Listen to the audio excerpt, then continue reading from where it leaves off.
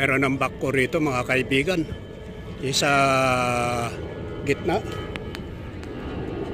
Nagpapatag na. Magandang umaga, Luzon, Visayas, Mindanao. Magandang umaga sa inyo mga lahat mga kaibigan. Nagpapatag na sila mga kaibigan dito sa area rito. Malapit dito sa tabi.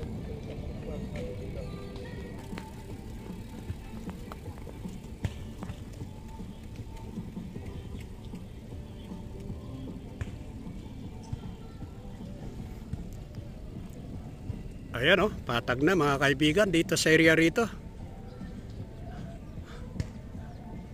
Kaya hindi natin alam kung hanggang saan yung tinatambakan dito. Kaya subaybayan natin lagi itong ginagawa rito sa tabi. Kung saan ang lulusot o saan hihinto yung pagtatambak nila rito. Dahil ayan, yung pinakabunganga meron kapiraso na open area. Ayan, ito open area. Open yan, na hindi pa natatambakan. Pero kamakailan lang nung in-update natin, ayan, yung kanyang kadugtong, baka magsalpukan ito na magkasalbungan. At ayan, yung area na yan, oh, yung nakikita natin. Diyan sa gitna, nakita natin na mayroon nagbababa ng buhangin. Kaya abangan natin kung ididiretso na isasarado at magiging lagusan daanan itong tabi ng mga yate na nandito na nakadaong sa Mall of Asia.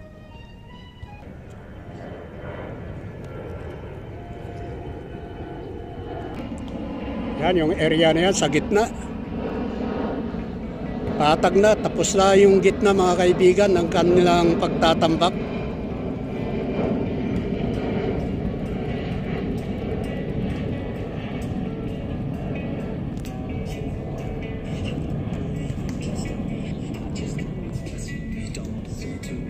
Tapos na yung gitna mga kaibigan, no?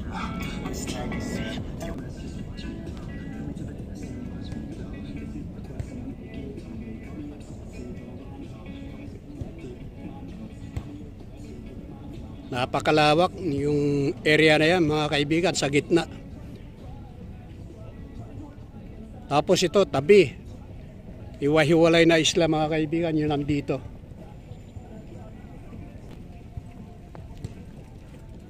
Inaumpisan na rin nila na patagin itong area na ito mga kaibigan, no?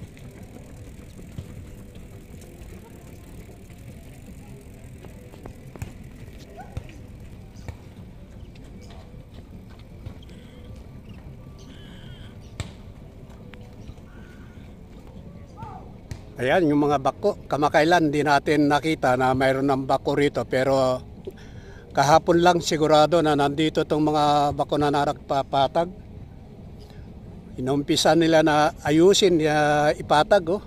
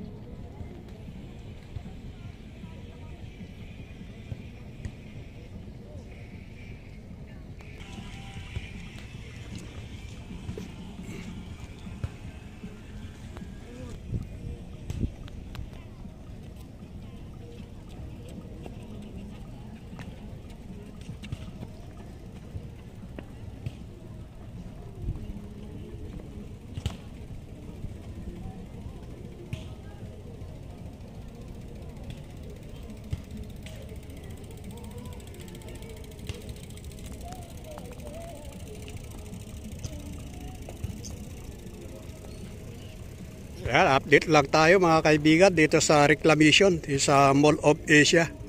Kaya maraming salamat. Magandang umaga muli sa inyong lahat mga kaibigan.